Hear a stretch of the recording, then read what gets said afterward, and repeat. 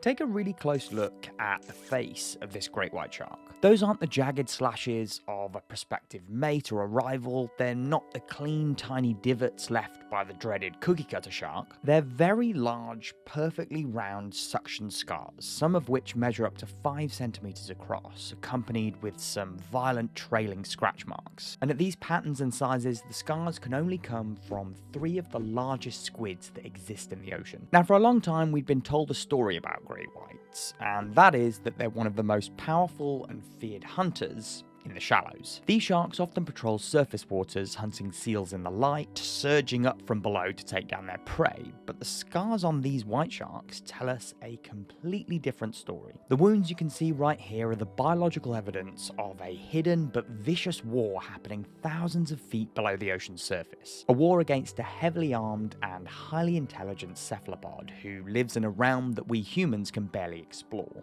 The Twilight Zone. No, not that Twilight Zone. This one, otherwise known as the Mesopelagic Zone, which spans crushing depths of between 1,000 to 3,000 feet. It's a place where only the tiniest fractions of sunlight can penetrate into the water. So how are these two entirely different worlds colliding? Because the photos and the scientific discovery that came with them presents us with a bit of a mystery, which is, how does a visual surface predator hunt down an elusive deep ocean creature who's expertly camouflaged in the freezing high-pressure darkness of the abyss and win? Well, to solve this mystery, we first got to descend past the sunlit waves, following these sharks into a realm of utter darkness and decipher a toxic chemical trail of poison hidden deep inside their cells. Welcome back to another Shark Bites episode, everyone. Now, to piece this puzzle together, we've initially got to look at the kind of strange split personality lifestyle of the Northeast Pacific white shark population. Every year during the late summer and autumn, adult white sharks gather around the coast of California and Guadalupe Island to feast on marine mammals. But by late winter, there's a mass exodus. The sharks leave the relatively food-rich coastal waters and travel thousands and thousands of miles out into the open and apparent barren wilderness of the Pacific Ocean. Specifically, they head towards a vast and seemingly empty stretch of sea between Hawaii and the western coast of North America,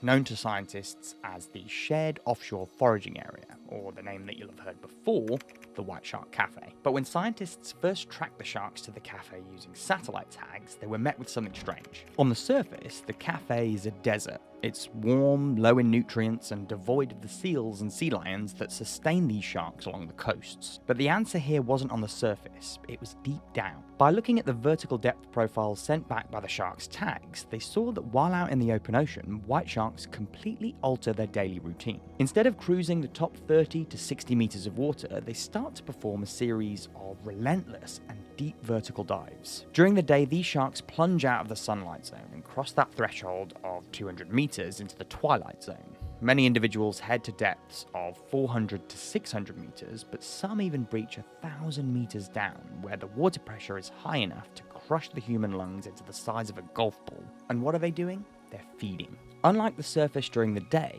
the twilight zone isn't a nutrient-poor desert. This is the home of the largest animal migration on Earth. Every day, billions of midwater creatures like plankton, fish, crustaceans, and massive schools of squid all descend into the deep during the day to hide from predators and rise to the surface again at night to feed. But to prove this mysterious diving behavior was actually a feeding event, scientists would later have to analyze the sharks' deep-sea dives from a forensic perspective. And this time, they weren't looking at satellite tracks. They looked at poison. Specifically, mercury. Mercury is a global environmental pollutant. It enters the oceans through both natural volcanic activity and human industrial emissions, but once in the water, marine bacteria transform inorganic atmospheric mercury into a highly dangerous organic neurotoxin called methylmercury, or MEHG. Methylmercury is easily absorbed by living tissue and can biomagnify up the food chain. By the time you reach the apex predators at the top, the mercury levels can accumulate to crazy levels, and great white sharks have some of the highest recorded mercury levels of any animal on the planet, levels that would be instantly fatal to humans. But the researchers here didn't want to see just how much mercury was in the sharks, they wanted to look at the mercury's fingerprint. Mercury has multiple stable isotopes, basically different structural versions of the same atom that vary very slightly in weight. Because of a process called photochemical fractionation, sunlight breaks down mercury isotopes differently at the ocean's surface compared to the very deep and dark twilight zone. And this means that mercury cycling in the sunlit surface waters has a fundamentally different isotopic fingerprint than mercury cycling down in the depths. By taking small tissue samples from the white sharks here in the Northeast Pacific, the scientists were able to read that isotopic fingerprint. If the sharks were primarily eating surface animals like seals, their bodies would be filled with surface-derived mercury, but if they were eating deep-sea creatures, their tissues would have the very different isotopic signature of the twilight zone. And the results of this research were unmistakable. 72% of the methylmercury accumulated by these adult white sharks came directly from the consumption of mesopelagic prey.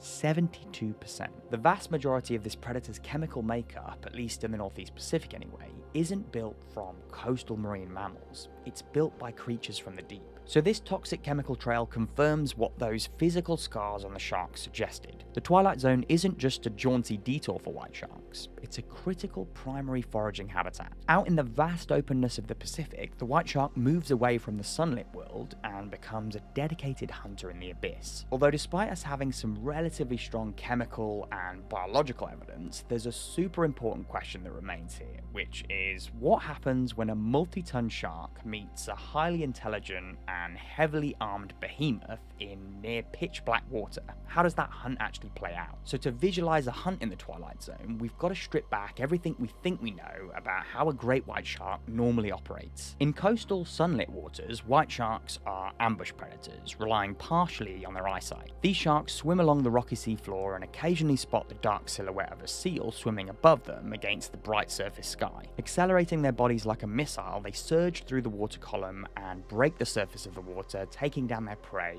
in an explosive vertical breach. But at 500 meters down, there's not really any silhouettes. There's no bright sky, there's only cold, crushing darkness. So how does the shark hunt? Well, the answer here lies in the sensory adaptations of these sharks, which almost seems supernatural. Long before these white sharks can see anything in the deep, they're reading the ocean through their pores. The shark snout is lined with hundreds of tiny jelly-filled electrosensory openings. You might know of them as the ampullae of Lorenzini. And in the pitch black darkness of the twilight zone, a moving squid glows like a beacon to the shark's sensory array. But the squids down here have their own defenses. The likely target for the white sharks is often the jumbo squid, also known as the Humboldt squid, Dosidicus gigas, or occasionally perhaps the legendary giant squid, Architeuthis dux. And both of these squids aren't a helpless prey species. Even the smaller Humboldt squid can grow up to 7 feet long. They can weigh up to 100 pounds and often travel in aggressive, highly coordinated groups. They're lightning fast, propelled by a powerful siphon and armed with a sharp beak and 10 appendages covered in powerful grabbing suckers. And giant squid are the same, but even bigger, reaching sizes of nearly